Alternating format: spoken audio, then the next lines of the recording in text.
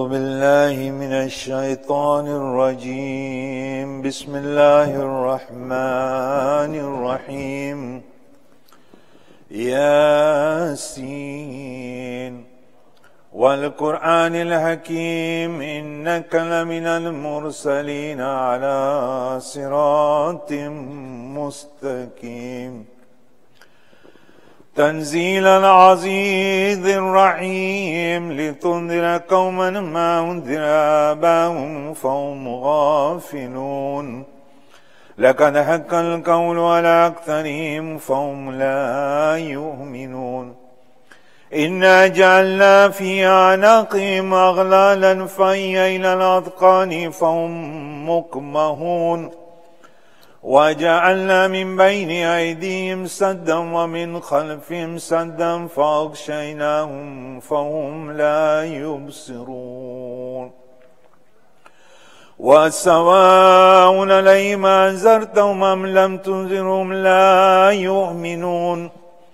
إنما تنذر من اتبع الذكر وخشي الرحمن بالغيب فبشروا بمغفرة وأجر كريم.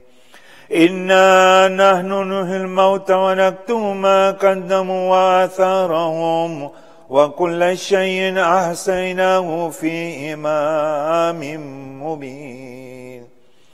واضرب لهم مثلا أصحاب القرية إذ جاء المرسلون إذ أرسلنا إليهم اثنين فكذبوهما فعززنا بثالث فقالوا إنا إليكم مرسلون. قالوا ما أنتم إلا بشر مثلنا وما أنزل الرحمن من شيء إن أنتم إلا تكذبون. قالوا ربنا يعلم إنا إليكم لمرسلون وما علينا إلا البلاغ المبين. قالوا إنا تطيرنا بكم لئن لم تنتهوا لنرجمنكم وليمسنكم منا عذاب عليم. قالوا طائركم معكم أئن ذكرتم بل أنتم قوم مسرفون. وجاء من أقصى المدينة رجل يسعى قال يا قوم اتبعوا المرسلين اتبعوا من لا يسألكم أجرا وهم مهتدون. وما لي لا أعبد الذي فطرني وإليه ترجعون. أتخذ من دونه آلهة إن يردني الرحمن بضر لا تغني عني شفاعتهم شيئا ولا ينقذون. إني ذل في ضلال مبين. إني آمنت بربكم فاسمعون. قيل ادخل الجنة قال يا ليت قومي يعلمون بما غفر لي ربي وجعلني من المكرمين. وما أنزلنا على قوم من بعد من جند من السماء وما كنا منزلين إن كانت إلا سيئة واحدة فإذا هم خامدون. يا حسرة على العباد ما يأتيهم من رسول إلا كانوا به يستهزئون. ألم يروا كما أهلكنا قبلهم من القرون أنهم إليهم لا يرجعون. وإن كل لما جميع لدينا محضرون. وآية لهم الأرض الميتة وأحييناها وأخرجنا منها حبا فمنه يأكلون.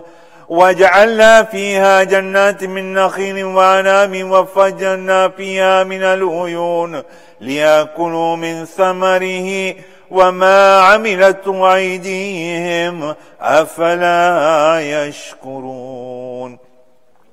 سبحان الذي خلق الأزواج كلها مما تنبت الأرض ومن أنفسهم ومما لا يعلمون.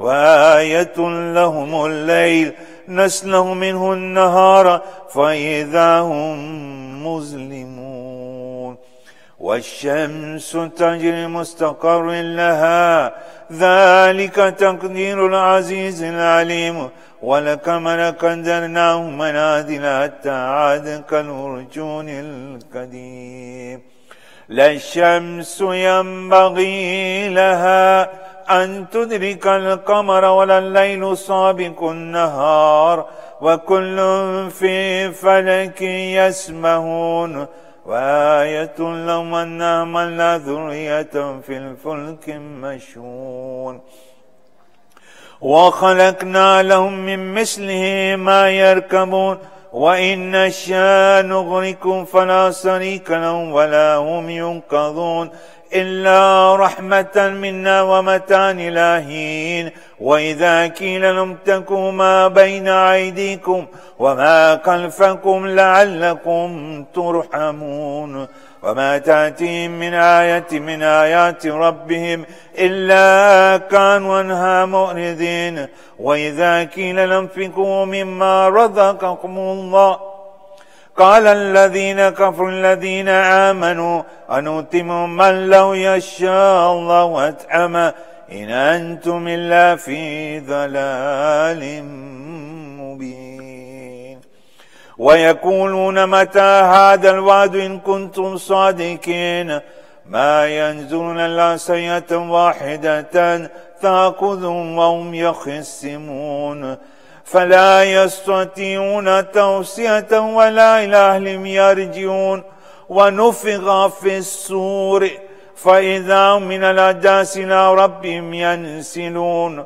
قالوا يا ويلنا من بعثنا من مرقدنا هذا ما وعد الرحمن وصدق المرسلون إن كانت إلا سيئة واحدة فإذا هم جميع لدينا محضرون فاليوم لا تظلم نفس شيئا ولا تجزون إلا ما كنتم تعملون إن أصحاب الجنة اليوم في شغل فاكهون هم وأزواجهم في ظلال على الأرائك متكئون لهم فيها فاكهة ولهم ما يدعون سلام قولا من رب رحيم وامتازوا اليوم أيها المجرمون ألم أعهد إليكم يا بني آدم أن لا تعبدوا الشيطان إنه لكم عدو مبين وأن اعبدوني هذا صراط مستقيم ولقد أضل منكم جبلا كثيرا أفلم تكونوا تأكلون هذه جهنم التي كنتم توعدون اصلوها اليوم بما كنتم تكفرون اليوم نختم على أفواههم وتكلمنا أيديهم وتشهد أرجلهم بما كانوا يكسبون ولو نشاء لتمسنا على أعينهم فاستبقوا الصراط فأنى يبصرون ولو نشاء لمسكناهم على مكانتهم فما استطاعوا مضيا ولا يرجعون ومن نعمر نكس في الخلق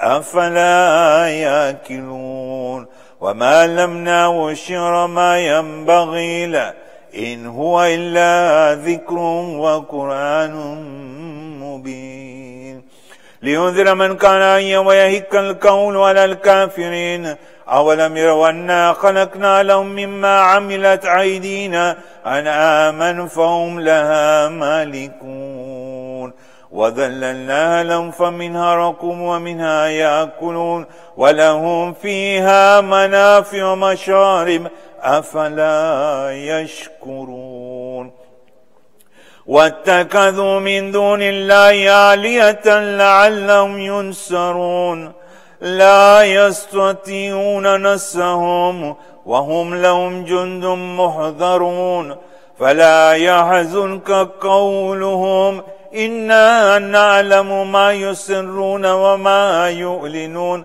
أولم الإنسان أنا خلقناه من نطفة فإذا هو خصيم مبين وضرب لنا مثلا ونسي خلقه قال من يحيي العظام وهي رميم قل يحيي الذي أنشأ أول مرة وهو بكل خلق عليم الذي جعل لكم من الشجر يحذر نارا فإذا أنتم منه توقدون أوليس الذي خلق السماوات والأرض بقادر على أن يخلق مثلهم بلى وهو الخلاق العليم إنما أمره إذا أراد شيئا أن يقول له كن فيكون فسبحان الذي بيده ملكوت كل شيء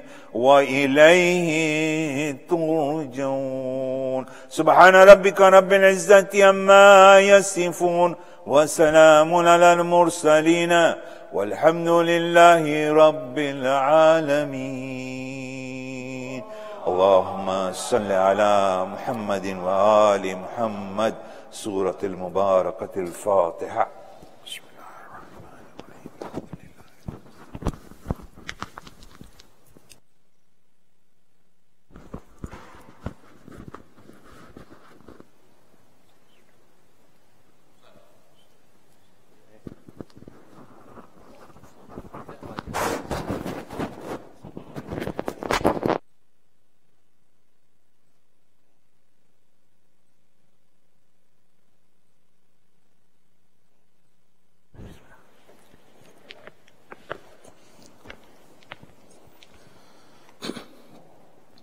اللهم صل على محمد وآل محمد اللهم صل على محمد وآل محمد اللهم صل على محمد وآل محمد بسم الله الرحمن الرحيم اللهم إني أسألك برحمتك التي وسعت كل شيء وبقوتك التي قهرت بها كل شيء وخذا لها كل شيء وذل لها كل شيء وبجبروتك التي غلبت بها كل شيء وبعزتك التي لا يقوم لها شيء وبعظمتك التي ملأت كل شيء وبسلطانك الذي على كل شيء وبوجهك الباقي بعد فناء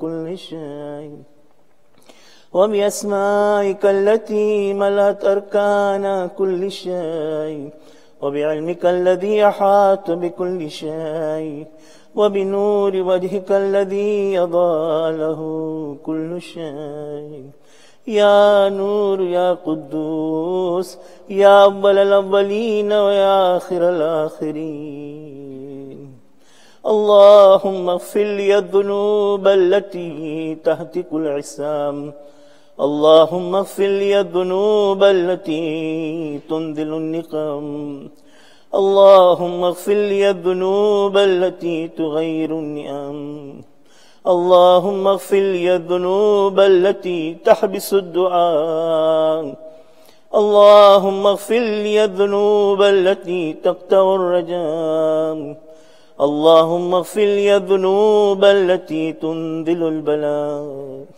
اللهم اغفر لي كل ذنب أذنبته وكل خطيئة أخطأتها اللهم إني أتقرب إليك بذكري وأستشفع بك إلى نفسي وأسألك بجودك أن تدنيني من قربي وأن توديني شكرك وأن تلهمني ذكرك اللهم إني أسألك سؤال خاضع متذلل خاشع متضرع أن تسامحني وترحمني وتجعلني بقسمك راضيا قانيا وفي جميع الأحوال متواضعا اللهم وأسألك سؤال من اشتدت فاقته وأنزل بك عند الشدائد حاجته وأذم فيما عندك رغبته.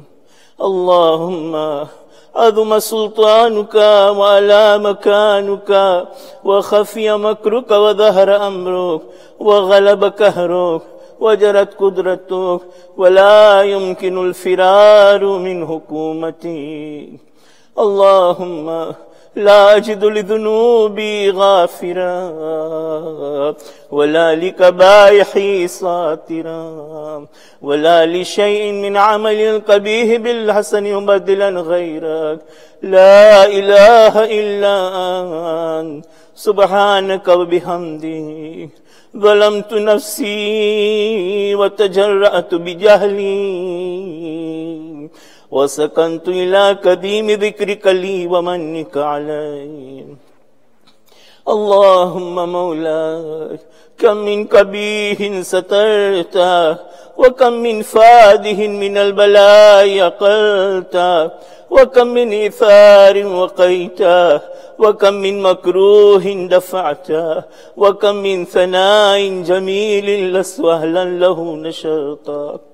اللهم أذم بلائي وأفرط بي سوهالي وقصرت بي أعمالي وقعدت بي أغلالي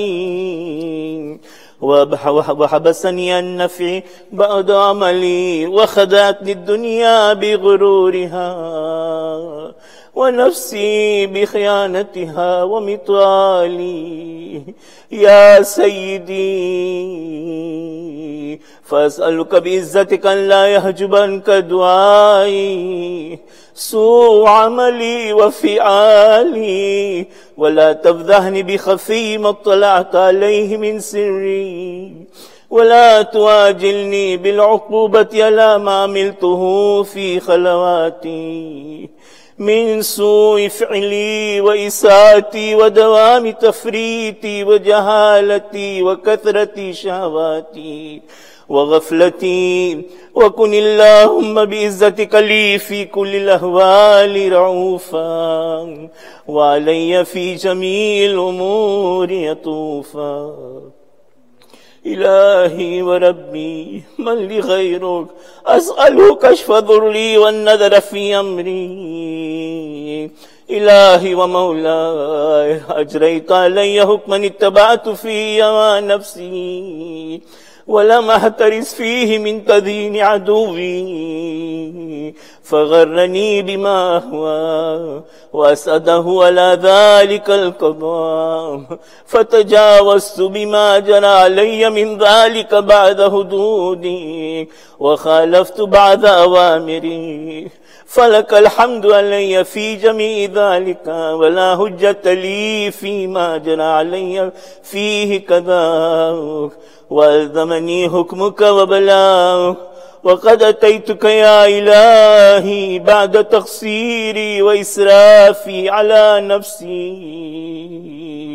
معتذرا نادما منكسرا مستقيلا مستغفرا منيبا مقرا مذعنا معترفا. لا أجد مفرا مما كان مني ولا مفزعا أتوجه إليه في أمري غير قبولك عذري وإدخالك إياي في سعة من رحمتك. اللهم فاقبل عذري وارحم شدة ضري وفكني من شدي وثاكي. يا رب ارحم ضعف بدني ورقة جلدي ودقة عظمي. يا من بدأ خلقي وذكري وتربيتي وبري وتغذيتي حبني لابتداء كرمك وسالف برك بي يا إلهي وسيدي وربي.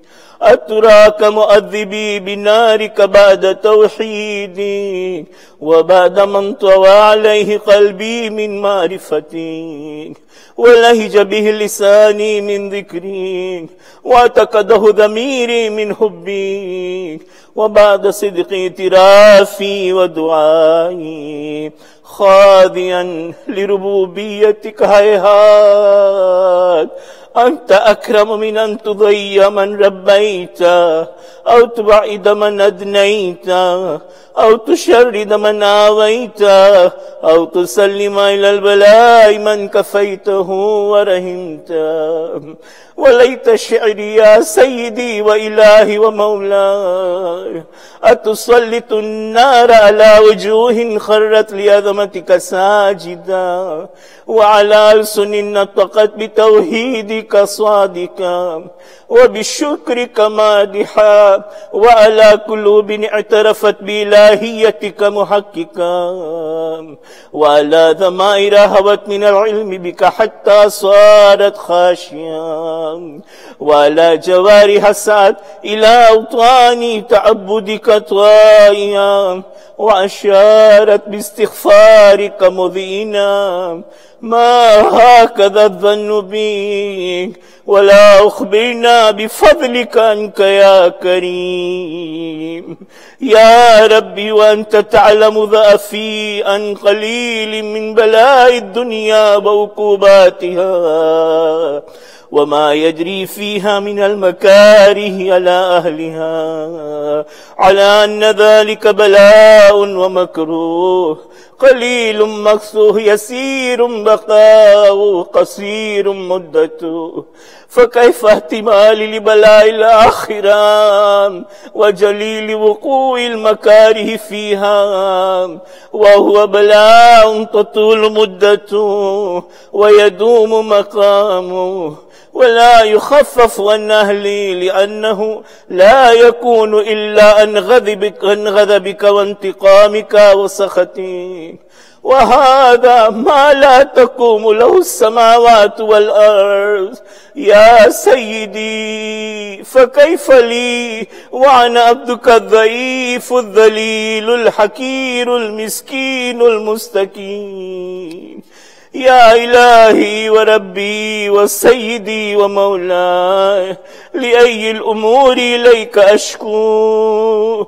ولما منها أضج وأبكي ليليم العذاب وشدتي أم لطول البلاء ومدتي فلئن صيرتني للعقوبات ما أعدائي وجمعت بيني وبين أهل بلائك وأوليائك فحبني يا إلهي وسيدي ومولاي وربي صبرت على عذابك فكيف أصبر على فراقك وهبني يا إلهي صبرت على حر نارك فكيف أصبر عن النظر إلى كرامتك أم كيف أسكن في النار ورجائي أفوق فبعزتك يا سيدي ومولاي أقسم صادقا لئن تركتني ناطقا لازجن إليك بين أهلها ضجيج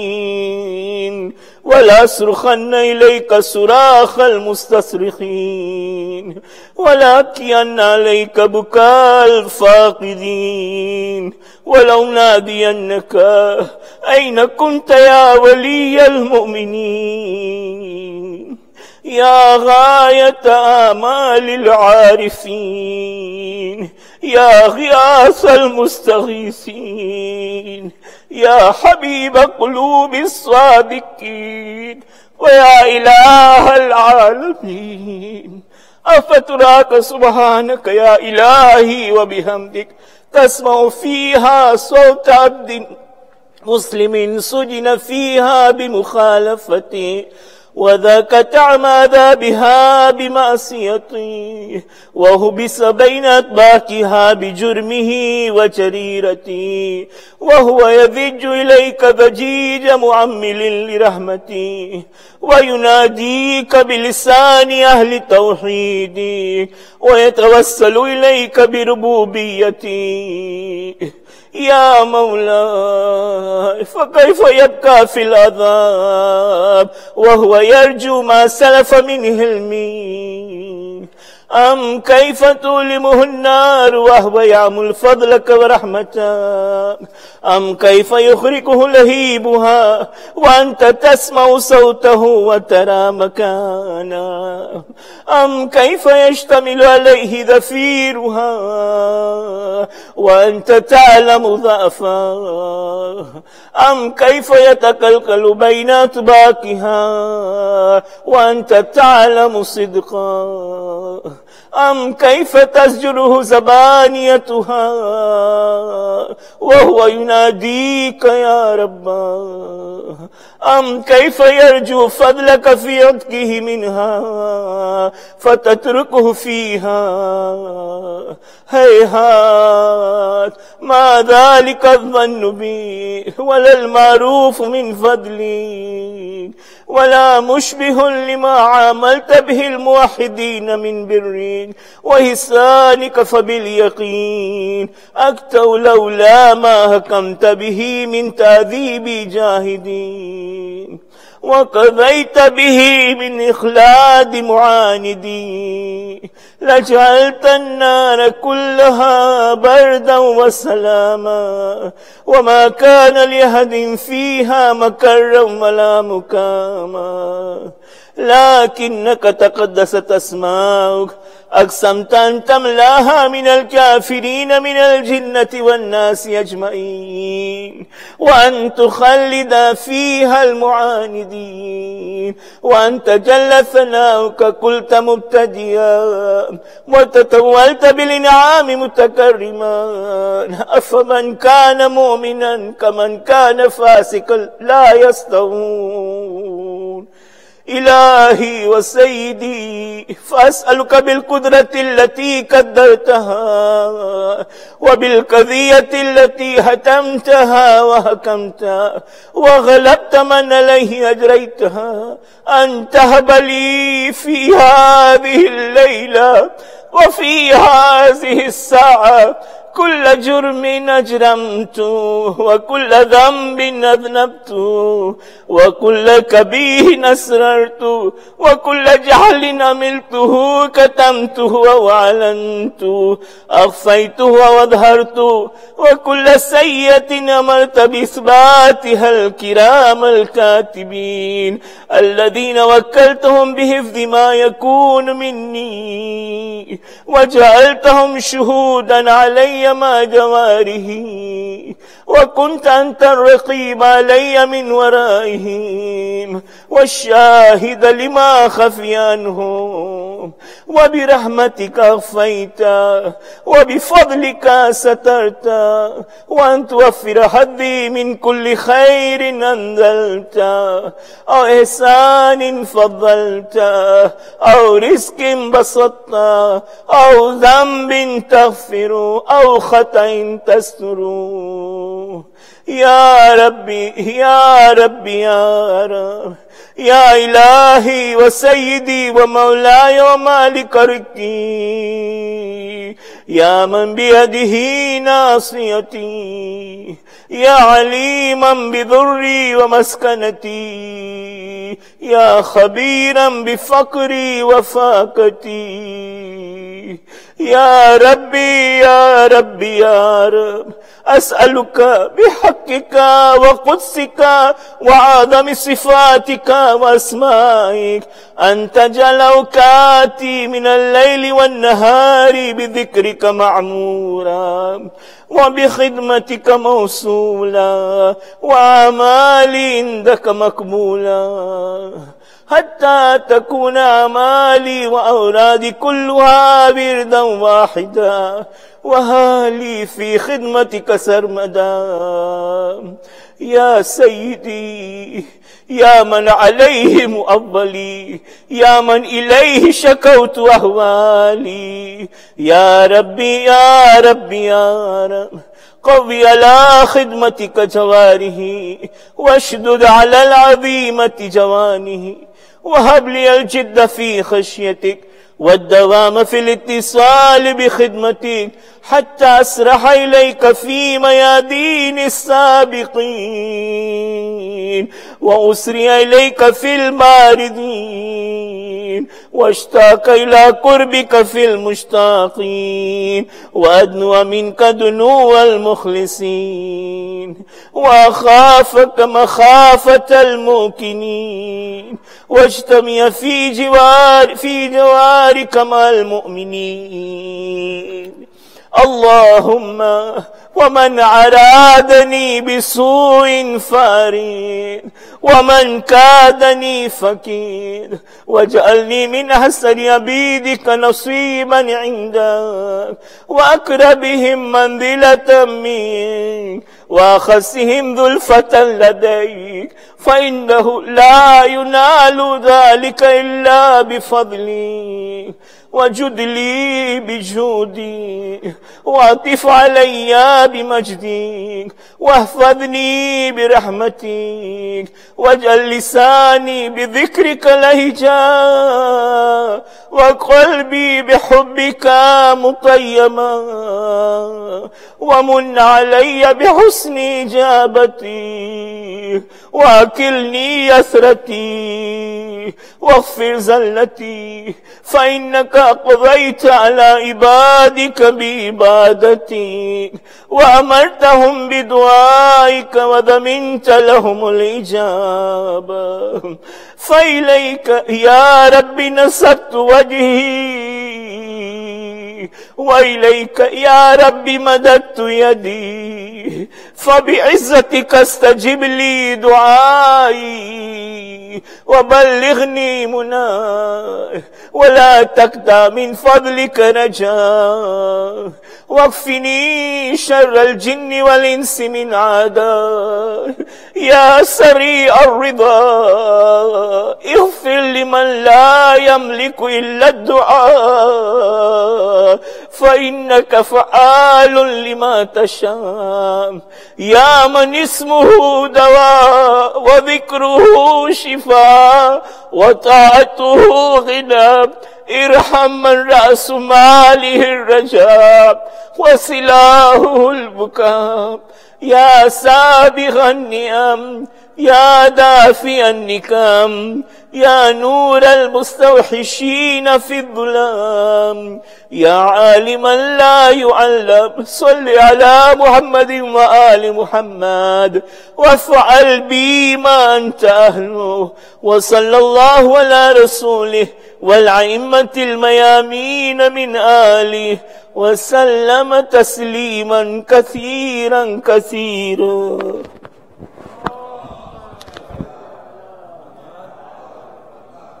أرواح المؤمنين والمؤمنات. صاب الفاتحة.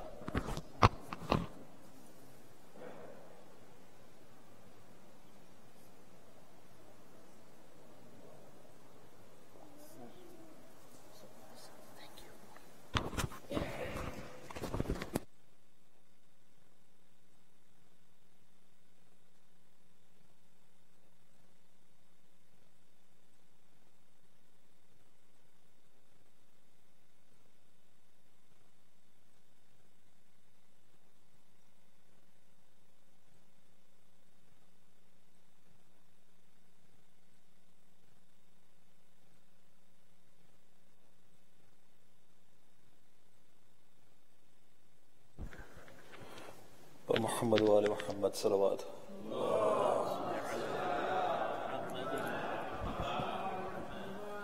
فاتحة.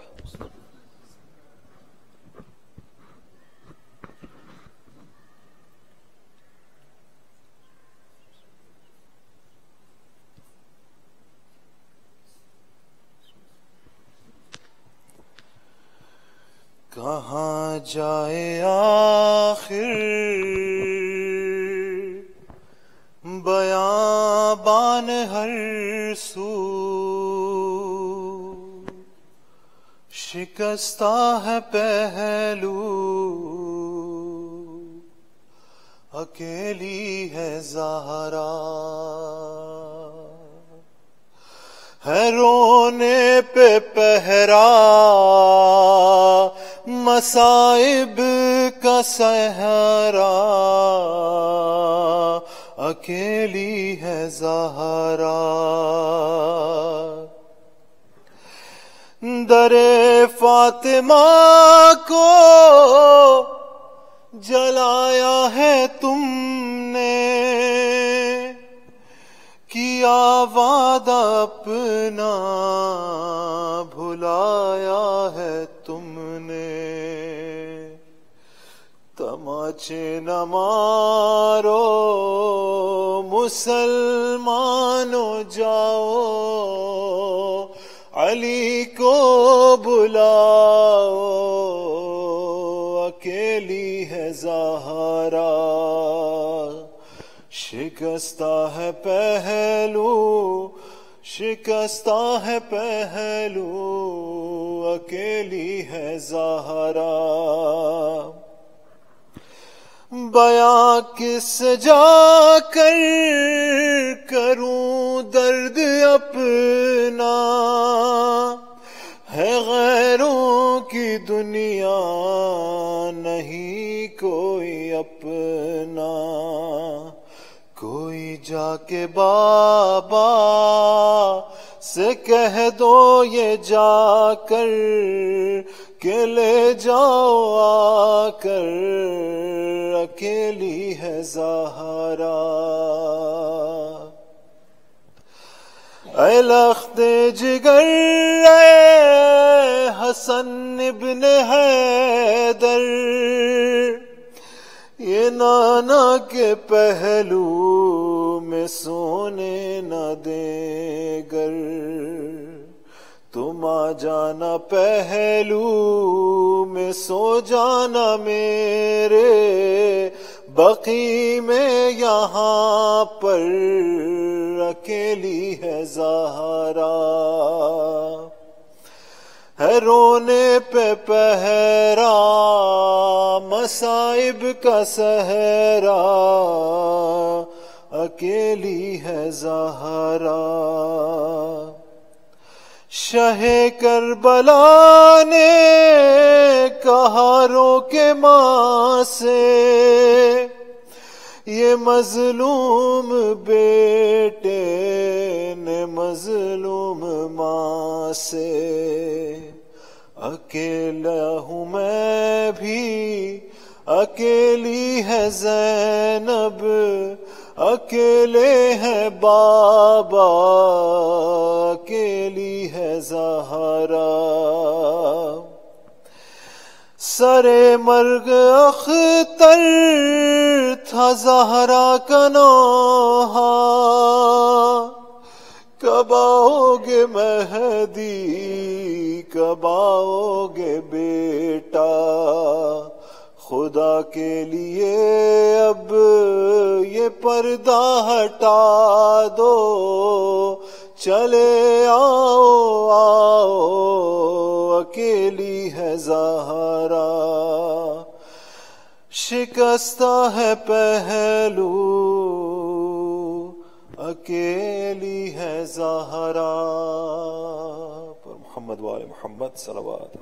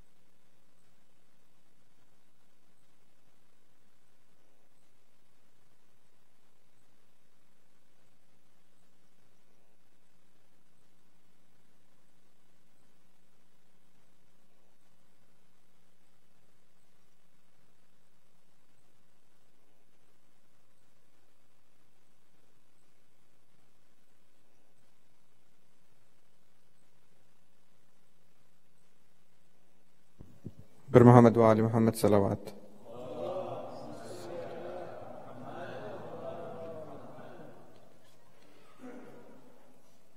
Respected Sheikh Mushtaba Khalik, Syed Shabeer Kirmani, respected elders, brothers and sisters, Assalamu alaikum wa rahmatullahi wa barakatuh. Surah Fatiha is requested for the Isal Sawab of Marhumin listed on the screen and for all other Marhumin. Suratul Mubarakatul Fatiha.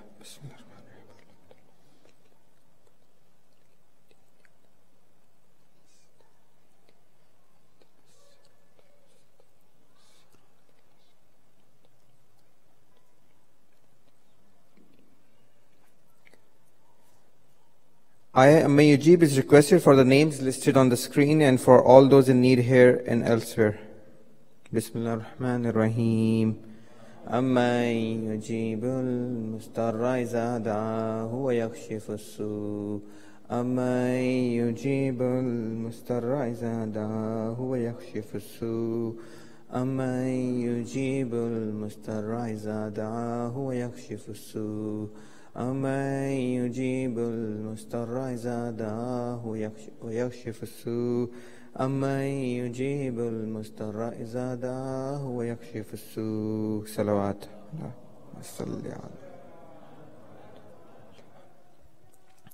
I have few announcements, inshallah. Course survey. Masjid Al Hayy would like your input on short courses that will be offered from January to April of this year here at the Masjid. Your response will enable us to tailor the courses and timings to best suit the needs of all those who express interest in learning from scholars in a classroom-based setting. For the spring term 2020, courses will be taught either by Syed Shabeer Kirmani or Sheikh Mushtaba Khalik. Classes will be held once a week over a 6 to 8 week period. The survey is available online at the URL listed on the screen and should take less than 2 minutes to complete. Please submit your response by no later than tomorrow, Friday, January the 10th. Next announcement is on Khums Ijaza. We wish to thank all those who have contacted us and remitted your khums for the benefit of Masjid. For those of you who are still finalizing your khums for 2019, please consider allocating your khums dues to be used towards the running and maintenance of Masjid Al Hayy. Payments can be sent either through the IMAM website or by a check made out to IMAM with Masjid Al Hayy written in the memo. Please contact Brother Hassan Pira or email your questions to info@masjidalhayy.org. Muslim Business Expo. The Muslim Business Expo being held on Saturday, February 1st, 2020 at Masjid Al Hayy has been receiving a great response from the broader Central Florida Muslim community. In addition to a great lineup of professionals who will be conducting seminars about public speaking, financial management, networking, and social media, the event will now also feature an interactive session, an interactive women's CEO panel consisting of 3 successful women entrepreneurs in various fields. The Business Expo provides attendees a wonderful opportunity for families to spend a day with activities for all ages and food vendors serving a variety of options to keep the kids occupied while you spend your time to learn, network, and to find new products and services within your community. With only a limited number of sponsorships left and exhibitor spaces remaining, don't miss out this opportunity to attend or exhibit at Central Florida's premier business expo for this Muslim community. Contact Noshina Khaki or Abbas Ghulam Hussain to inquire about exhibiting your business and for sponsorships opportunities. Inshallah, at this time, please welcome Syed Shabeer Kirmani to recite tonight's majlis. Per Muhammad wa ali Muhammad salawat.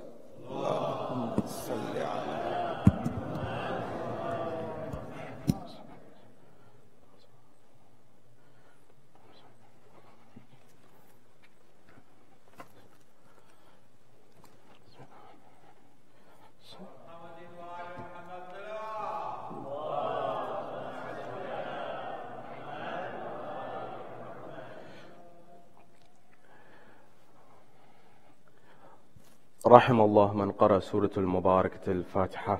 بسم الله الرحمن الرحيم مالك يوم الدين إياك نعبد وإياك نستعين اهدنا الصراط المستقيم.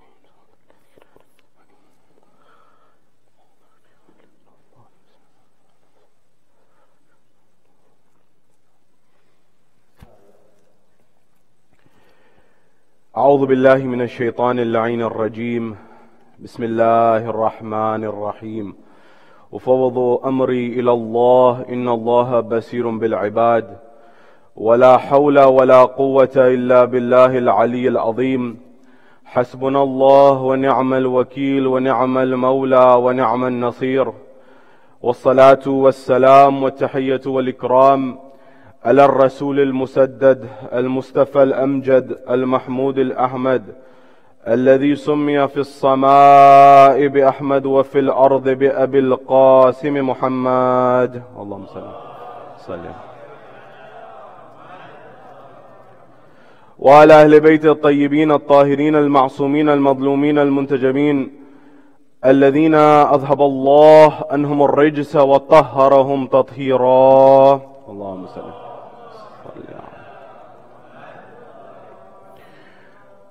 وقل رب اشرح لي صدري ويسر لي أمري وأحلل عقدة من لساني يفقه قولي. أما بعد، قال الله تبارك وتعالى في كتاب الكريم: بسم الله الرحمن الرحيم. إنا أنزلناه في ليلة القدر. صدق الله العلي العظيم. زينوا مجالسكم بالصلوات على محمد وآل محمد. اللهم صل على محمد وآل. My respected elders and brothers and sisters in Iman, Salamun alaykum jami'an wa rahmatullahi wa barakatuh. Question: what is the centrality of the Lady of Light, Fatima Zahra, within Islam? Keep this question in the back of your mind, inshallah, we'll return to it. We're told there's a moment in time where our fifth Imam Abu Ja'far Muhammad al-Baqir salawatullah wa salamu alayhi, Allahumma salli ala Muhammad wa ala Muhammad, he is asked in a group, in a congregation of the followers of the Ahlul Bayt, can you please tell us a glimpse of the status of the Lady of Light? She didn't live a very long life in a material sense, in a worldly standpoint. Can you give us a glimpse of what her status is in the eyes of Allah subhanahu wa ta'ala? At that point in time, the Imam alayhi salam, he looks back and he tells his companions, he says, know this, that with respect to my grandmother Fatima Zahra, on Yawmul Qiyamah, on the Day of Judgment, there will be a cry, and when the gates of heaven open, and when people come forward towards the judgment moment before they enter into the gates, when they come for judgment, there will be a cry. The cry will be, Ya Ahla Mahshar, Ghuddu Absarakum. O people of Mahshar, O people of the court of the Day of Judgment, lower your gaze. Why? Because Fatima Zahra enters into the court of the Day of Judgment. At that moment, he doesn't stop there. He continues. He says that she will be accompanied by 1,000 angels who will be part of her procession, that will escort her towards Allah subhanahu wa ta'ala's throne, Allah subhanahu wa ta'ala's arsh.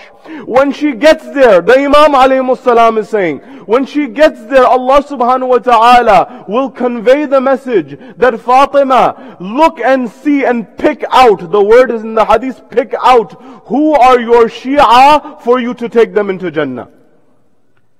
That is, this great personality, this lady who you and I are here to commemorate, her real reality is not known here. Her real reality is known in the heavens. And we will know thereafter. But the glimpses have been given. And Rasulullah has marked why she is so important. And we'll cover some of those in the next few moments. In the very brief time that we have together, I want to look at a few things.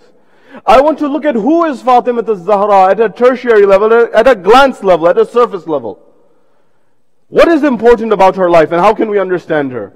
Where is Fatima Zahra salamullahi alayha in the Quran al-Majid wal Furqan al-Hamid? Is she there, and if so, where? And is this accepted by other Muslims or only by a few? Where is she in the Ahadith al-Nabawi, the traditions of the Holy Prophet? Is she mentioned? And where is she mentioned? And why is she so pivotal? What were the issues and the claims and the grievances of Lady Fatima after the death of Rasulullah? And why are these so important, not only for Shias, but for all Muslims? And what was that heartbreaking moment for Imam Ali ibn Abi Talib when he lost his wife? What went through his heart? These are the few things that I want to discuss with you in the brief moments that we have together, inshallah. Sallu ala Muhammad wa ali Muhammad.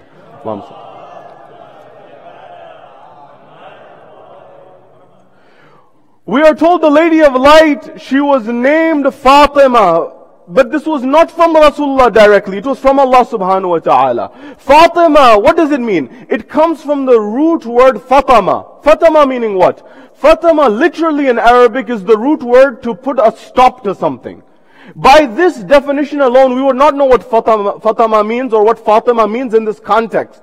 But the Ahlul Bayt, they explained to us. They said Fatima means to put a stop. To put a stop to what? She puts a stop to her followers going into Jahannam, into going to the hellfire. That she has the ability to refuge and rescue one from the hellfire, the pits of the hellfire. Her name is a reflection of the divine mercy of Allah subhanahu wa ta'ala. That scholars say she was born 5 years after Ba'tha, 5 years after Rasulullah announced his prophethood. And she saw those early days and early age. Further than this, to understand a glimpse of the position of the Lady of Light, imagine this. We have in solid traditions that the nur of the Ahlul Bayt alayhimus salam, the nur in particular of the Ma'sumin, the 14, it was the first creation. Rasulullah has an authentic hadith where he says that the first creation was my nur. That nur, because many people ask this question, was Adam the first of creation? With respect to this, there has been an answer. Imam Amir al-Mu'mineen said, no, Adam was not the first creation. Before Adam, there were other Adams. And he said, what were the first creations? He says, the first creation was the nur of Ahlul Bayt alayhimus salam. They said, what else was created?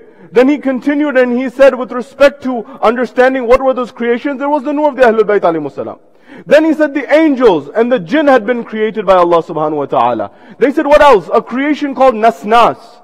Imam Amir al-Mu'mineen, when he was asked, what is Nasnas? He said, it's the creation of Allah subhanahu wa ta'ala that looked like us, but it did not have reason. It did not have aql. It did not have the ability to ration. This would be rationalized. This would be like what you and I call cavemen, for example.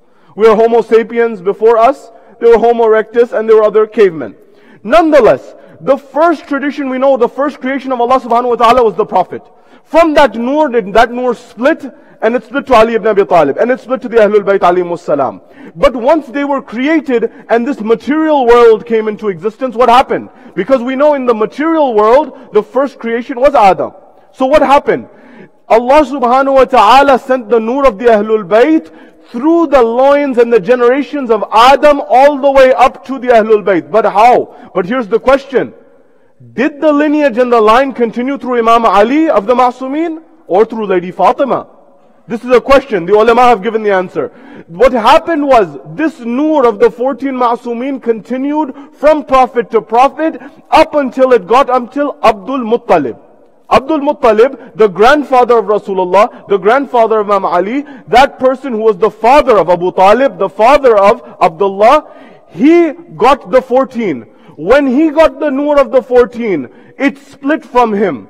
13 of the parts, the ulama say, went to Abu Talib. One part went to Abdullah.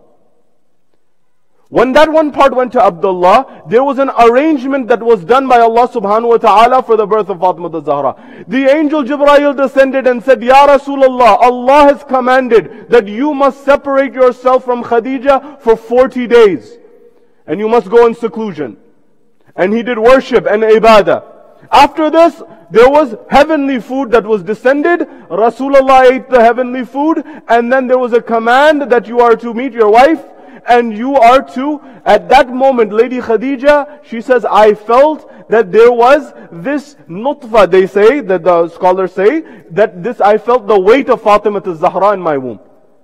When this happened, as time progressed, you'll remember, in history, there was a boycott on the people who were Muslims, early Muslims, because of Shabeer Abi Talib, as you remember. The valley of Abu Talib, there were economic sanctions on the family. So the people had not given any support or any help to the Ahlul Bayt alayhimus salam. And during that time, when Lady Khadija was expecting, she asked for help. We are told by some that she asked for help from the women of Mecca. They all said, you married the orphan boy? You have married Muhammad? You think we're going to help you? But Allah subhanahu wa ta'ala heard. And if anyone disrespects or hurts the heart of Allah's Habib, Allah's friend, Allah takes vengeance Himself and He makes preparations Himself. At that point in time, we are told there were 4 ladies who descended to help Lady Khadija with this birth, with this heavenly birth. Who are those people? We are told one was the sister of Nabi Musa alayhi salam. The other was Sarah, the wife of Ibrahim alayhi salam. The other was Asiya, the wife of Fir'aun. And the final one was Maryam, of course the mother of Jesus, peace be upon him. These 4 women came and made sure that there were arrangements made in order that the Lady of Light was born.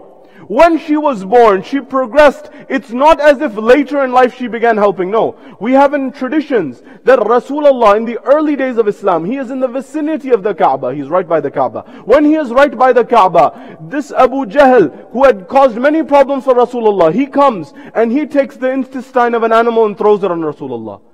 The early Muslims, in the early days, they were very few. They were in taqiyya, they were hiding their belief system. They couldn't help Rasulullah, because if they did, they would revolt and they would fight. You will understand this better than anyone. Sometimes people do things to provoke others. Particularly looking at the world today.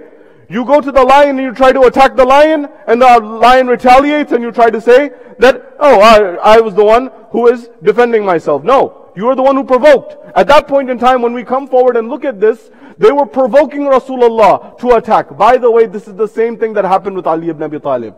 Many people ask, why didn't Ali ibn Abi Talib in that crucial moment respond? This is one part listening too much to other references of other Muslims, not Shia references, number 1. Number 2, they were trying to provoke Amir al-Mu'mineen to do something to start another civil war. And then they would say that Ali ibn Abi Talib was someone who wanted war. Amir al-Mu'mineen was very strategic. So what happened here? In this situation, Rasulullah at that point in time, nobody's there to defend him. The news reaches Fatima al-Zahra. When the news reaches Fatima al-Zahra, she runs straight to the vicinity of the Kaaba as a young child. When she gets there, at that moment as a young child, she took and removed the intestines of the animal. She washed off and cleaned Rasulullah. She was defending Rasulullah at that moment in time from a very young age.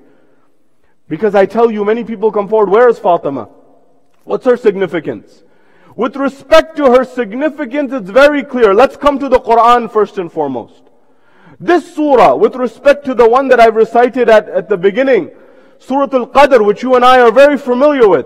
Surah Al-Qadr, Allah subhanahu wa ta'ala says, Bismillahir Rahmanir Rahim, Inna anzalnahu fi laylatul qadr, wa ma adraka ma laylatul qadr. Laylatul qadri khayrum min alfi shahr. Ayatullah Fadil Lankarani and other ulama have commented and done the tafsir of this surah entirely. They say there's a zahir meaning and a batin meaning. Zahir meaning is what? The apparent meaning. The apparent meaning of this surah is Laylatul Qadr, where the Quran was revealed. And there's no doubt about this. But the Quran, many people ask, the Quran, was it revealed over 23 years? Or was it revealed in one night? Because we say Laylatul Qadr, the whole Quran was revealed in one night. But I thought, hold on, I thought Rasulullah would get wahi, and over a 23-year period, he would get revelation, and then he would convey the Quran. What's the answer to this question? It's a good question. The answer has come from the ulama. The ulama say, there was definitely a revelation that was Laylatul Qadr, where the Quran was revealed, no doubt about it. And there was also a moment in time where there was a gradual revelation. There were 2 revelations. How?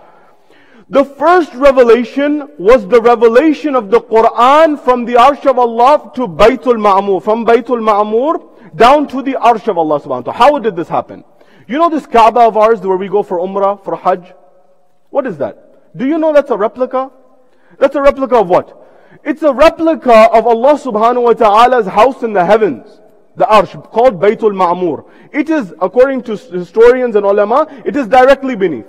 Now, is that a physical directly beneath or a spiritual directly beneath? You'll have to find out one day. At that point in time, we're told that Allah subhanahu wa ta'ala revealed the Quran from His proximity, from His arsh, down to Baytul Ma'mur, His house in the heavens. This is the house where the angels, they circumambulate. You know, on the ground, we do tawaf, they do tawaf in the heavens. When they do tawaf there, Allah revealed the Quran to that point. And this was the first one. The second one was the gradual revelation over 23 years from Baytul Ma'mur down to our planet, to our earth that we know. So in Laylatul Qadr, the whole thing is revealed to Baytul Ma'mur. That is the Laylatul Qadr. That's the zahir meaning of Laylatul Qadr. But there's a batin meaning that the ulama have said. And the batin meaning, according to the ulama, of what Laylatul Qadr is, hiya jaddatuna Fatima Zahra, according to the Ahlul Bayt alayhi salam. Sallu ala Muhammadin wa ala Muhammad. The batin meaning, the allegorical meaning, the hidden meaning of Laylatul Qadr is Fatima Zahra, where Allah is constantly saying about Laylatul Qadr, what do you know? وَمَا أَدْرَاكَ مَا لَيْلَةُ الْقَدْرِ. What do you know what Laylatul Qadr is? That Laylatul Qadr خَيْرٌ مِّنْ أَلْفِ شَهْرٍ. It is better than 1,000 nights. This number, alf, this number 1,000 in Arabia at that time, they would use this number for a huge amount. It was an astronomical amount. They said if it's out of the ability to count, you say alf. This means that it is uncountable. And there is tanazzalul malaika, that the malaika are being descent. You know when someone is deceased, they do tanzil, descension. That descension, tanazzalul malaika, the angels descend. The ulama say these angels were descending from the heavens to the house of Fatima Zahra. And they were seeking guidance, the angels from Fatima Zahra, to learn from her. And they say, hiya hatta matla'il fajr. The ulama say, hiya hatta matla'il fajr, with respect to Fatima Zahra, it refers to the dhuhur of Imam Sahib al-Asri wa zaman. Sallallahu Muhammad. The first position in the Quran, Laylatul Qadr, Surah Al-Qadr, Fatima Zahra. Furthermore, if you go and you look at Surah Al-Kawthar, which if you remember, I'm seeing many familiar faces who you remember from last night. Surah Al-Kawthar, As ibn Wa'il, he taunts Rasulullah, and Allah subhanahu wa ta'ala says, that's it, I am sending Surah Kawthar. One is, Kawthar is a fountain, a pool in Jannah, but it is that Kawthar, that fountain is also the continuation of the progeny of Rasulullah through Fatima Zahra. That you are going to taunt my Habib, you're going to say he's tailless, you're going to say he's abtar, we're going to answer you, and we're going to make his descendants and his progeny throughout the world. Surah Kawthar, Quran, Lady Fatima salamullahi alayha. Furthermore, where can we find? In Ayat Tathir, in the verse of purification, Fatima Zahra is at the forefront. Where else? Ayah after ayah, verse after verse. In Mubahila, this is a pivotal one. In Mubahila, where the statement is being made, Anfusana wa anfusakum, Abnana wa abnaakum, Nisana wa nisaakum. At that point in time, who was brought forth?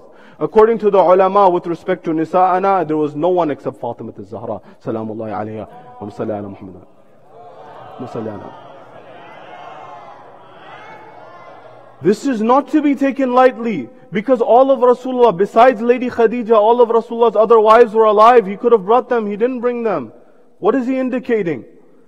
We're told that even the way in which they proceeded towards the Mubahila, at the front was Rasulullah.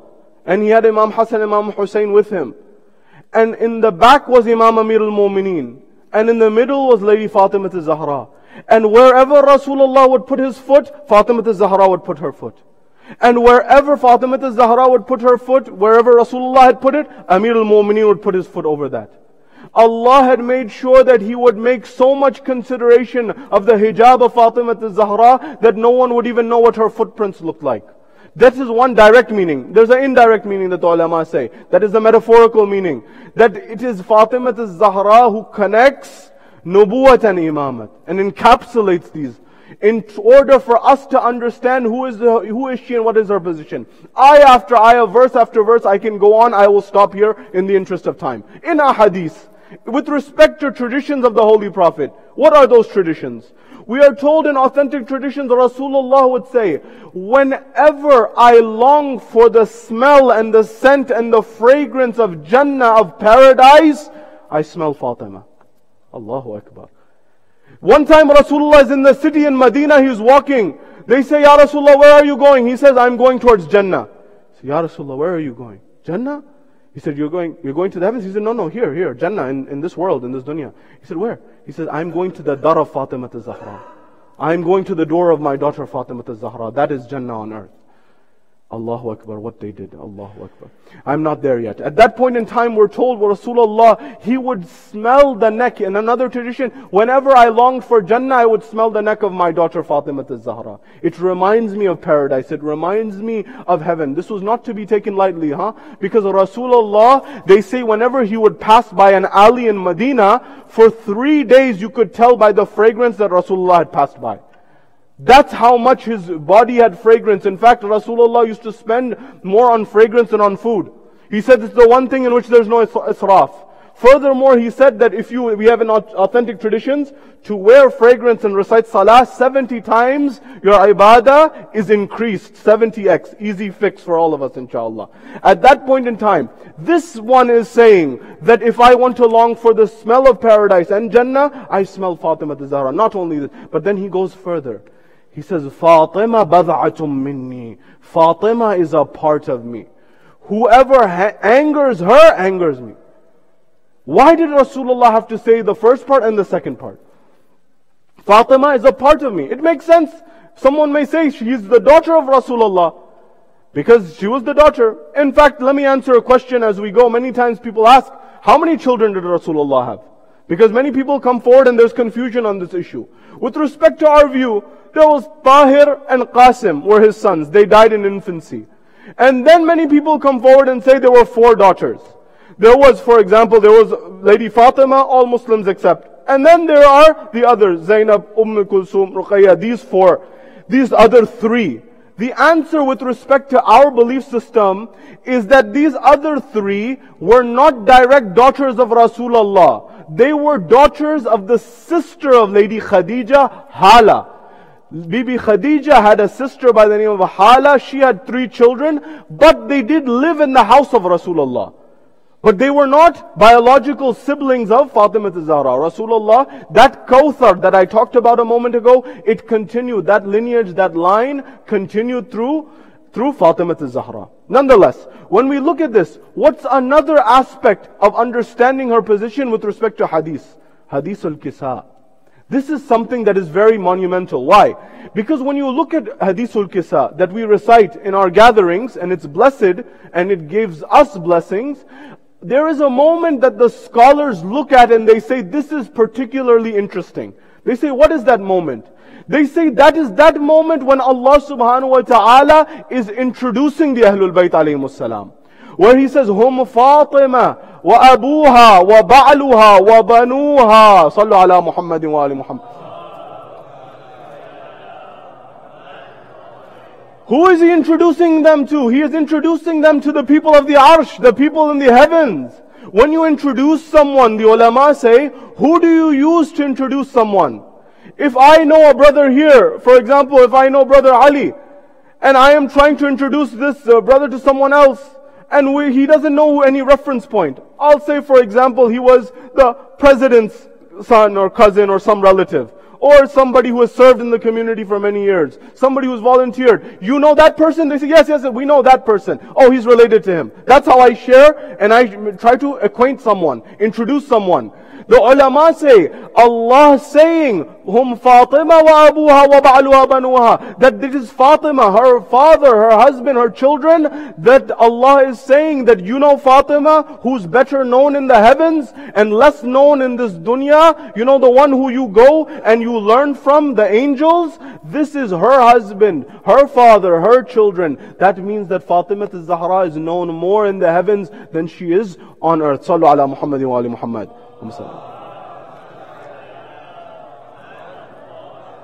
Furthermore, numerous ahadith with respect to the position of the Lady of Light can be mentioned. But you and I must understand that it is important for us to make this personality a very pivotal moment and a very pivotal personality in our belief system. Develop a relationship with this lady, with this great, immense lady. How? Sayyid Murtaza al-Qazwini, who leads the salah in the haram of Imam al-Hussein alayhi salam. May Allah protect him and prolong his life, inshallah. There was a moment in time where he was in, I won't take the Hijaz, I prefer this name. He was in the western bank of where Makkah and Medina are. He was there, and when he was there, for some reason, he had gone for his ibadah, for his worship. For some reason, he had been captured. They imprisoned him. When they imprisoned him, we're told that at some point in time, they actually issued a death warrant. They said, you are to be killed. And they're the judge, jury, and executioner. They don't need any trial or anything. They said, you're to be executed. I'm sharing this about belief and the relationship with the Lady of Light. As the time got closer, they said that tomorrow you're going to be executed. And you know how they execute there. At that point in time, as the hours got closer, there was about 1 hour left. When there was only an hour left, he was very comfortable. He had a yaqeen, he had certainty. You see him today in Alhamdulillah, may Allah protect the scholars like this. He said, before 1 hour before they were going to take me, I did one thing. I did 2 rak'ah salah to Allah subhanahu wa ta'ala. And I said, Ya Allah, and I gifted this sawab, the ajr, the reward of this 2 rak'ah salah to the Lady Fatima salamullahi alayha. He said, if Allah wants to protect me through this lady, if she wants to protect me and I do her work, very well. If not, I accept. He said, then I was at ease. I was at ease. They say a few minutes before they were going to take him to execute him, they said, we've made a mistake. You're free to go. But this happens with certainty and yaqeen and that cleansingness of the heart. But don't be astonished of what the Ahlul Bayt can do, huh? The poet says, Mujhko duniya mein koi shakhs bhi aisa na mila. Mujhko duniya mein koi shakhs bhi aisa na mila. जो ये कह सकता हो शब्बीर से मांगा न मिला. मुझको दुनिया में कोई शख्स भी ऐसा न मिला जो ये कह सकता हो शब्बीर से मांगा न मिला. और एक बार उनकी सखावत के मुताबिक मांगे, एक बार उनकी सखावत के मुताबिक मांगे, ऐसा मौला को कोई मांगने वाला न मिला. एक बार उनकी सखावत के मुताबिक मांगे, ऐसा मौला को कोई मांगने वाला ना मिला. दुरूद भेजो मोहम्मद वाले Mohammad. The poet says, I couldn't find anyone in the world who said that they asked Imam al-Hussein and they didn't get. And then he said, furthermore, the Imam didn't find anyone who could ask at the status of the Imam's generosity. He was looking for someone, he couldn't find anyone. This is the Ahlul Bayt alayhimus salam in their generosity. Develop that relationship with Fatima Zahra because she is the nucleus of the Ahlul Bayt. She is the mazhar, as the ulama say. She is that point that is the most important within the Ahlul Bayt. She connects everyone. This is why the tradition that I had narrated the night before is so important. Where Imam al-Askari says that we the Ahlul Bayt, we the 11 Imams are a hujjah on the earth, on the people. And our grandmother Fatima is a hujjah on us. We must develop this relationship. But what did this world do to Fatima Zahra? Allahu Akbar. Allahu Akbar. Our ulama are very big on unity, as we should be. But even with respect to other Shia ulama and Maraji, the Maraji have always spoken out if anyone questions the integrity of Fatima Zahra. These ulama, these big mujtahideen, Maraji, in the issue of unity, they always stand firm. But if anyone questions Fatima Zahra, you will see they will all speak out. Either directly or indirectly. Because Fatima Zahra salamullahi alayha is a part of our creed, our aqeedah, our iman. And there's no compromise in aqeedah and no compromise in iman. Fatima Zahra, what do you say about this personality? We'll find out on Yawm al-Qiyamah who she is. What is her level? The poet says, Kahan main aur kahan madho sanaye Fatima Zahra salamullah alayha. कहाँ मैं और कहाँ मद हो सनाए फातिमा ज़हरा सलामुल्लाह अलैहा. जो कुछ कह लूं तो ये भी है अताए Fatima Zahra सलामुल्लाह अलैहा. Where am I and where's Fatima Zahra salamullahi alayha? Whatever words I had the ability to even say, those are from Fatima Zahra. If you don't believe me, there's a tradition from Imam al-Rida alayhi salam, that whenever a poet writes in honor of the Ahlul Bayt, I'm giving a message to my next generation, write in honor of the Ahlul Bayt, that the Imam says, whenever you begin and pick up your pen to write in honor of us, the Ahlul Bayt alayhimus salam, those words first come to us, the Ahlul Bayt, then they go to your pen. Through our acceptance. We have in authentic traditions, the one who writes poetry in honor of Ahlul Bayt alayhimus salam makes 50 people cry, فَهُوَ فِي الْجَنَّةِ. They will be in Jannah, they will be in paradise. Not only that, the Imam says 40 people, فَهُوَ فِي الْجَنَّةِ. No, 30 people, فَهُوَ فِي الْجَنَّةِ. 20, 10, 1. He said, even if somebody makes a sad face, فَهُوَ فِي الْجَنَّةِ. Why this emphasis? Why this importance? These marasi that we recite, these nawha that we recite, these are not purely cultural, these are part of our belief system. Understand that it's not just culture, these are important principles. With respect to the Lady of Light, there's much to say. I'm concluding here. We're told when the issue came up of Fadak, which I've already discussed to you in the previous night for those of you who were there, it was not just a garden, it was a land with many gardens on it. But the Imams went further. Was this an issue of property and land? No way. There was not an issue of property and land. Because other khulafa came later, they tried to give back. They said to the Ahlul Bayt, what is fadak? We'll give it back to you. He said, the property, it's a land, we'll give it back to you. You got it from Khaybar, we'll give it back to you, no problem. He said, you think it's Khaybar's land? You think that's fadak? He said, fadak are the four corners of the world, of the universe. You can't give it back if you wanted to. It was a principle that this would be a domino effect. That's why I mentioned that Ghadir, Fadak, Karbala, Zahur are all related. Why? They're all related very clearly. Because Ghadir, the right was usurped. If they gave back Fadak, then they would have to give back Khilafah also. It was that domino effect that they were trying to prevent. Understand why these discussions are so critical. And I'm not going further for the interest of unity. However, unity does not mean compromise. Make sure your children and the future generations know what were the grievances, what are the issues, lest a moment comes in time where our future generations don't know what happened. And they say there was no issue. Because there may be a compromise on this side sometimes, but is there on the other? I don't know. These points are very vital. When this issue happened, I tell you, I am controlling the musibah of Fatima Zahra is very difficult to read and recite. Before you recite, you have to research it and read it and see what's been written. And when you read and see what's been written, your heart breaks. Allahu Akbar. Allah is my witness, your heart breaks. They said on that day when they came with fire to the door of Fatima Zahra, they brought fire, they brought wood. Ahl Sunnah historians narrate. They give them the benefit of the doubt. They said they didn't intend to burn anything. When they came to the door, they said, send Ali out. When they said, send Ali out, at that point in time, Imam Amir al-Mu'mineen, as I had alluded to, he was writing a tafsir. When he was writing this tafsir, at that point in time, he was busy with this. And he knew that they were trying to provoke him, therefore he didn't come forward. When this issue happened and when this issue emerged, we're told at that point in time, Lady Fatima came to the door. You know what went through this heart? You know what happened?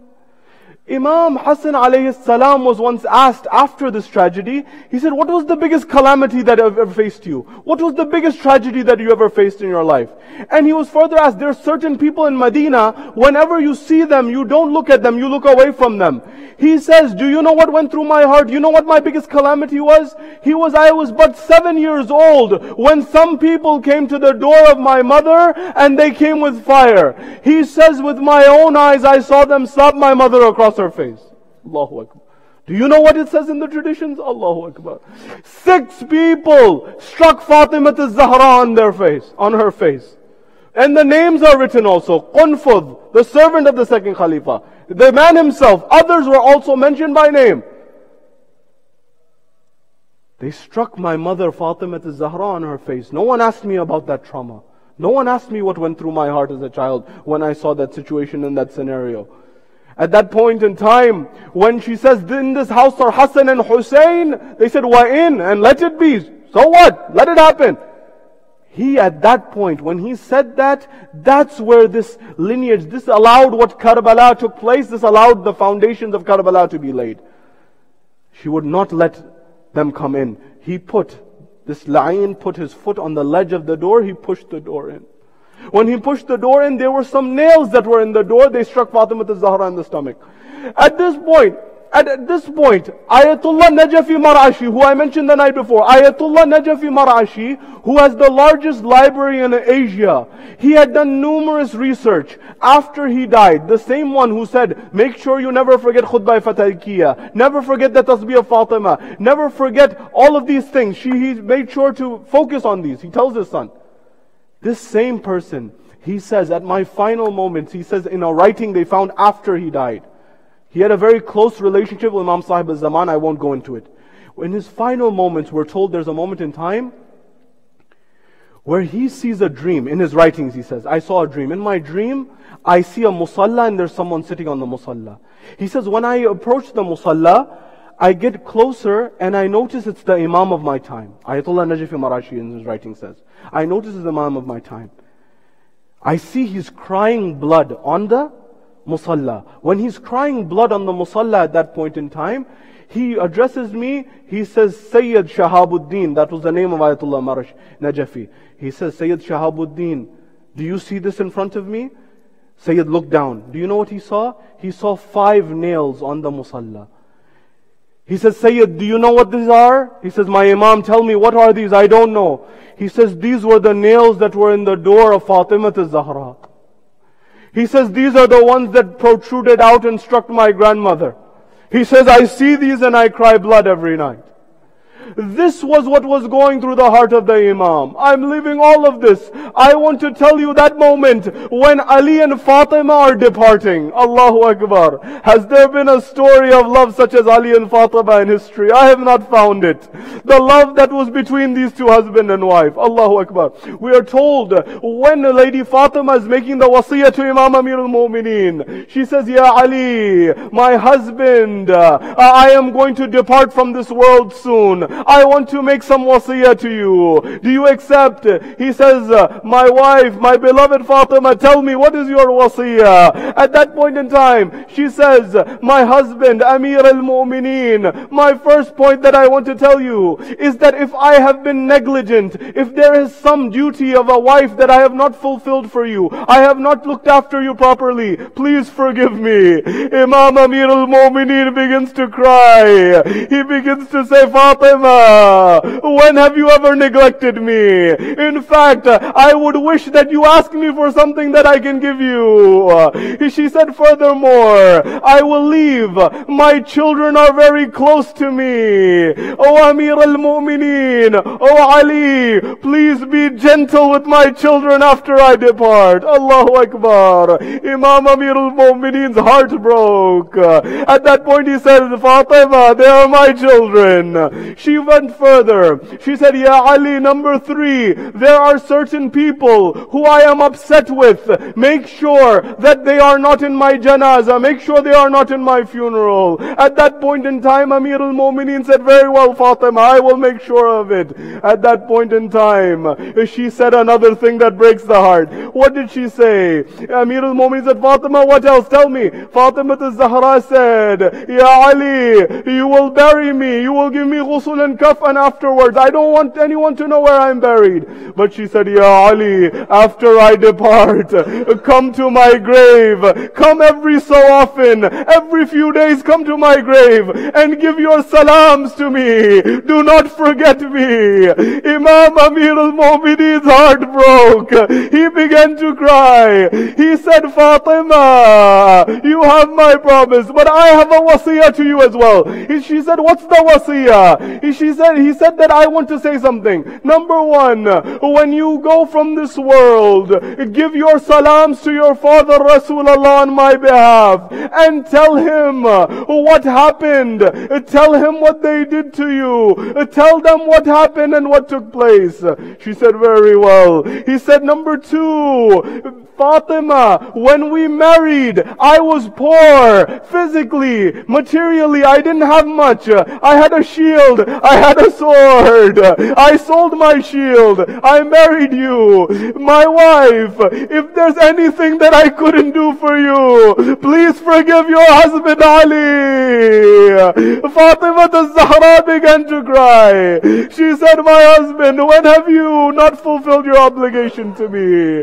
And he said, finally, he said, my lady Fatima, one final wasiyah. She said, what is it? At that moment, Imam Amir al-Mu'mineen says, I promise that I will come to your grave in the darkness of the night, in the silent moments when no one is there. I will give my salams to you, Fatima, but I have a request from you. She said, what's the request? I have a request that you make sure you give the response of the salam, because there's no one in this city who responds to my salam. You are my only one.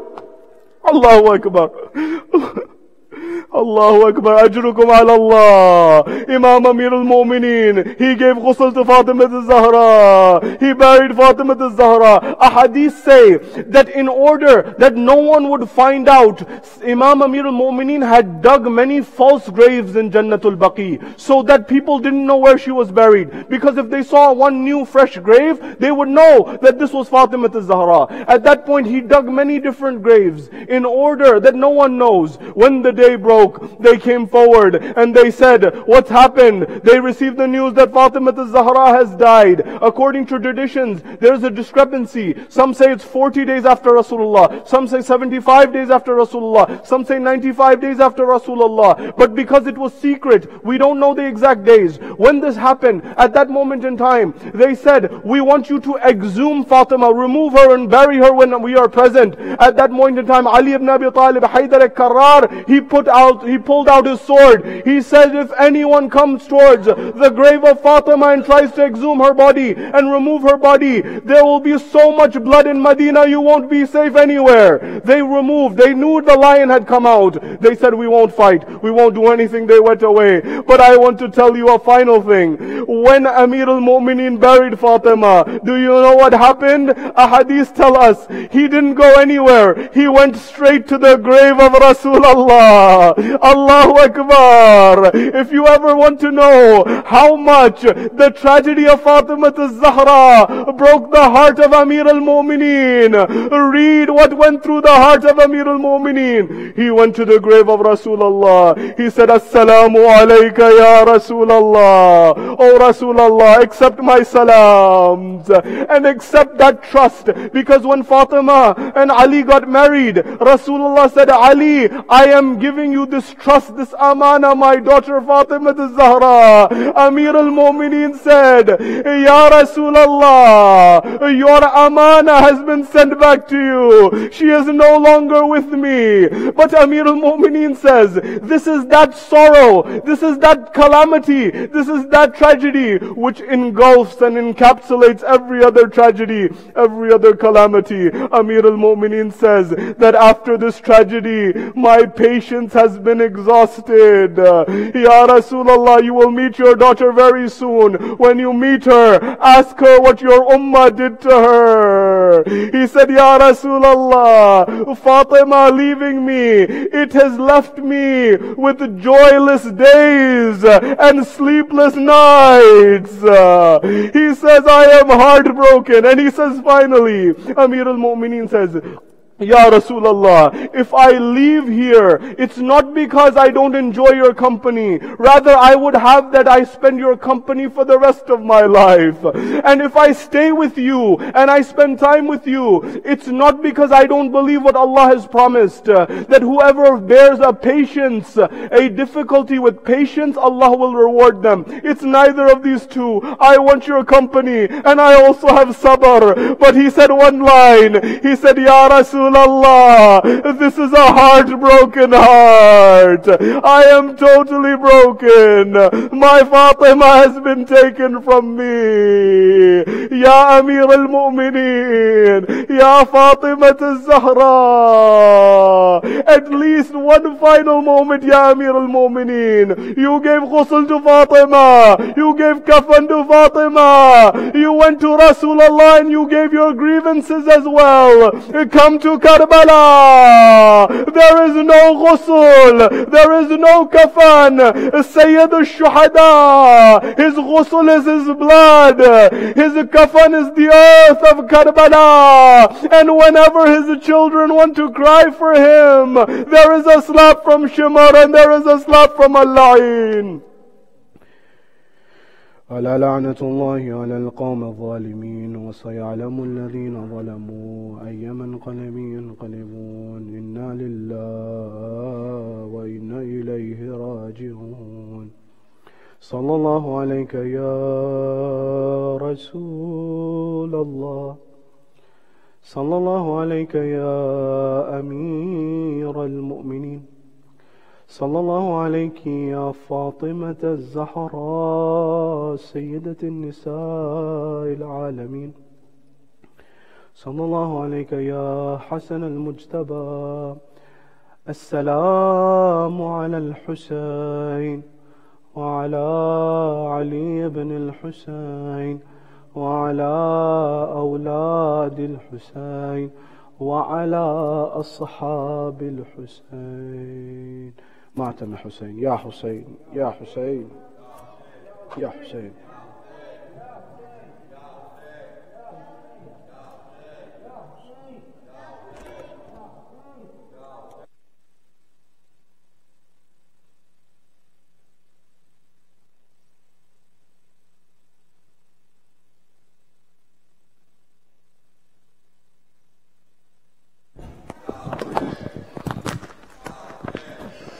Fatima Zahra Fatima Zahra Fatima Zahra Fatima Zahra Zahra Fatima Zahra Fatima Zahra یا زہرا یا زہرا یا زہرا ہرا یا زہرا یا زہرا تجھ کو امت نے یوں ستایا ہے مرغ محسن پہ بھی رلایا ہے تجھ کو بابا کے بعد امت نے ہائے دربار میں بلایا ہے یا زہرا یا زہرا یا زہرا یا زہرا ہے میری بیبی ہے میری بیبی کتنے صدمے اٹھائے ہیں تو نے جیتے جی تجھ کو میری شاہزادی غم نے مارا ہے یا زہرا یا زہرا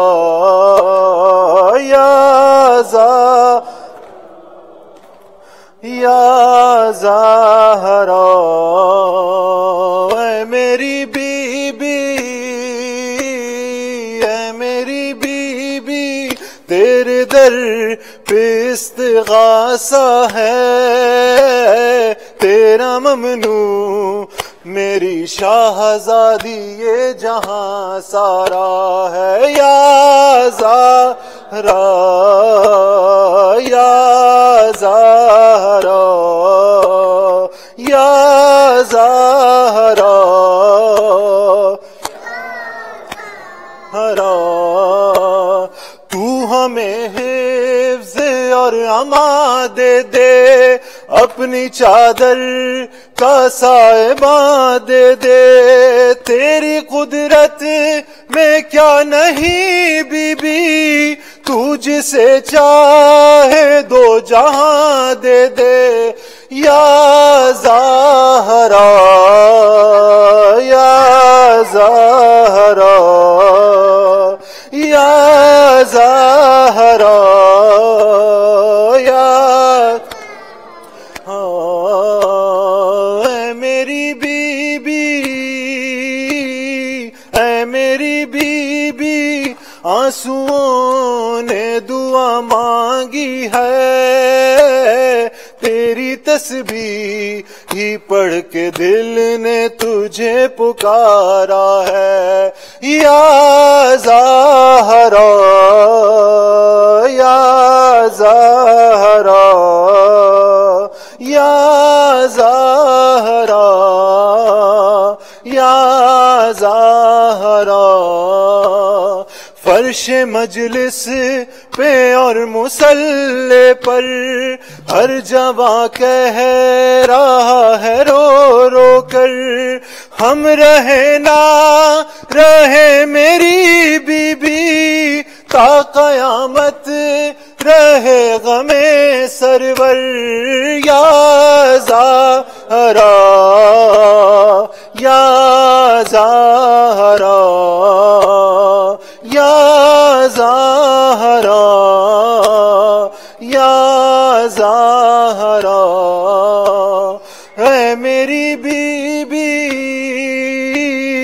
اے میری بی بی، تیرے بچوں کا غم مناتے ہیں، اپنی اولاد سے کہیں بڑھ کے غم یہ پیارا ہے، یا زہرا یا زہرا یا زہرا یا زہرا۔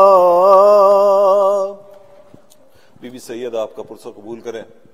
ابھی مولانا وصیت بی بی جناب سیدہ سلام اللہ علیہ پیش کر رہے تھے، اسی مناسبت سے چند مسائب کے بند آپ کے سامنے پیش کروں گا۔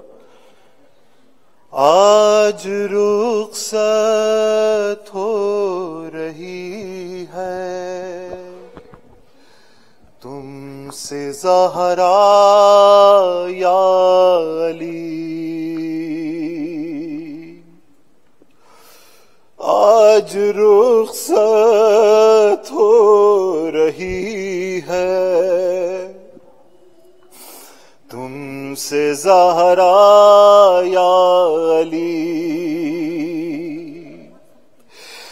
پردے شب میں میری میت اٹھانا یا علی، آج رخصت ہو رہی ہے تم سے زہرا یا علی، وہ مصیبت آپ نے اچھا ہوا دیکھی نہیں، اب میں سیدھے ہاتھ سے تسبیح پڑھ سکتی نہیں، ایسا قنفذ نے ہمارا تازیانہ یا علی، آج رخصت ہو رہی ہے تم سے زہرا یا علی، تازیانے کی اذیت کا اٹھانا ایک طرف، دو تماچے قتل محسن در جلانا ایک طرف، سب سے مشکل تھا مگر دربار جانا یا علی، آج رخصت ہو رہی ہے تم سے زہرا یا علی، جب میری تنقین پڑھنا یاد کر لینا ذرا، در کے گرنے سے میرا بازو بھی ہے ٹوٹا ہوا، میرے شانوں کو ذرا دھیرے ہلانا یا علی، آج رخصت ہو رہی ہے تم سے زہرا یا علی، کہتی ہے زینب یہ مجھ سے دیکھ کر چہرہ میرا، آپ کے رخسار پر یہ نیل ہے کیسا پڑا، میں نے کھایا ہے تماچا مت بتانا یا علی، آج رخصت ہو رہی ہے تم سے زہرا یا علی، پردہ شب میں میری میت اٹھانا یا علی، آج رخصت ہو رہی ہے تم سے زہرا یا علی، محمد وآل محمد صلی اللہ علیہ وسلم.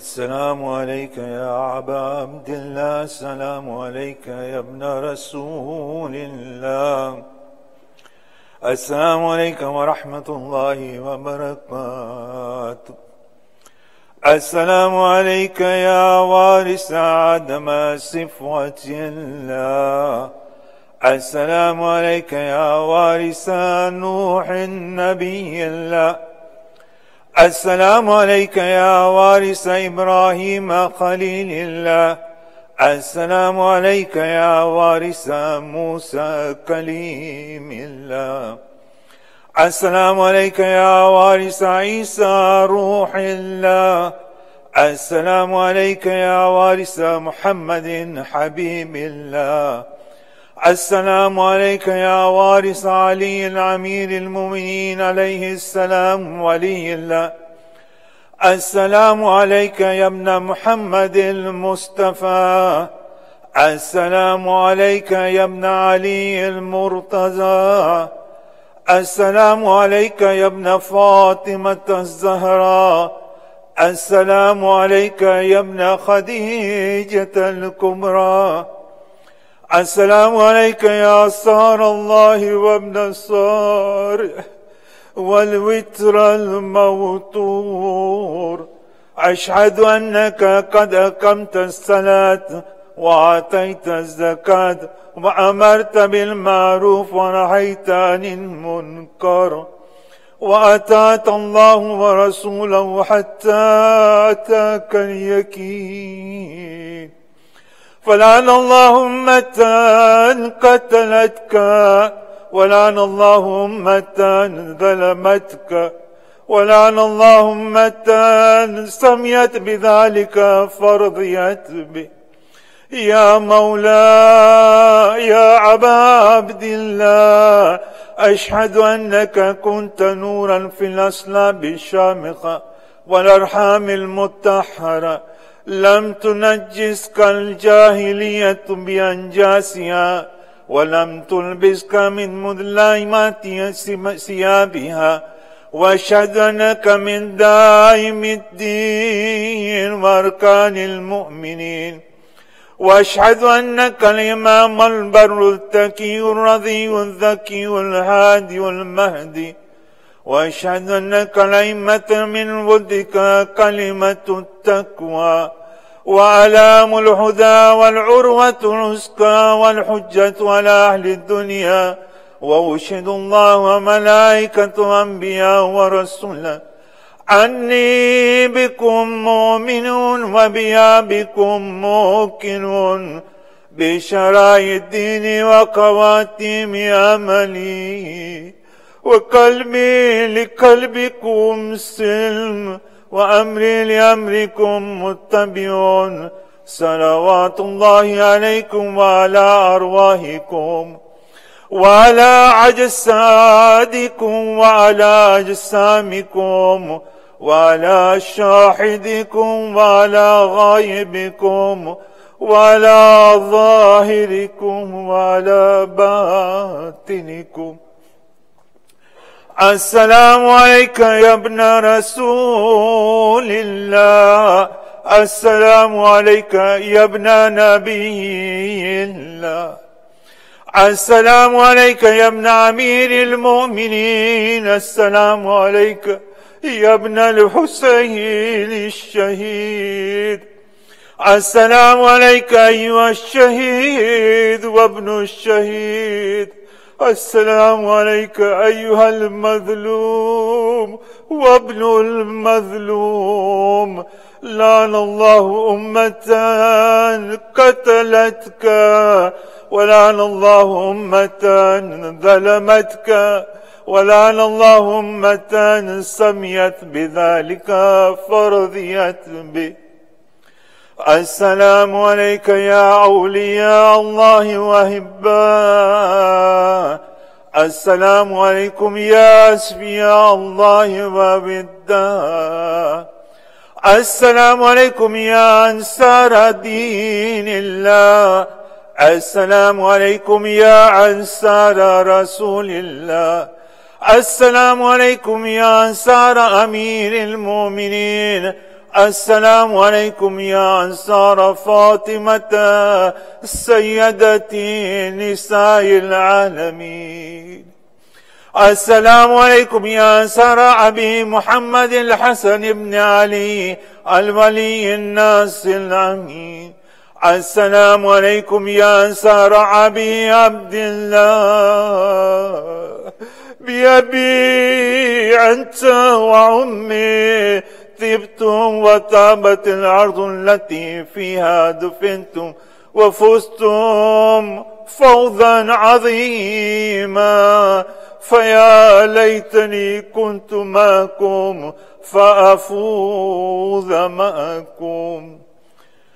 السلام عليك يا ابن أمير المؤمنين، السلام عليك يا عبد الصالح المطيع لله ولرسوله، أشهد أنك قد جاهدت ونصحت وصبرت حتى أتاك اليقين. لعن الله الظالمين لكم من الأولين والآخرين، ولحقكم الله بدرجته في جنات النعيم. السلام عليك يا غريب الغرباء، السلطان أبو الحسن علي بن موسى رضا، كن شفيعنا وشفيع والدينا في يوم الجزاء ورحمة الله وبركاته. السلام عليك يا صاحب العصر والزمان، السلام عليك يا خليفة الرحمن، السلام عليك يا شريك القرآن، السلام عليك يا كعبة الإيمان، السلام عليك يا إمام الإنس والجان، عجل الله فرجك وسار الله تعالى مخرجك وظهورك ورحمة الله وبركاته. اللهم صل على محمد وآل محمد.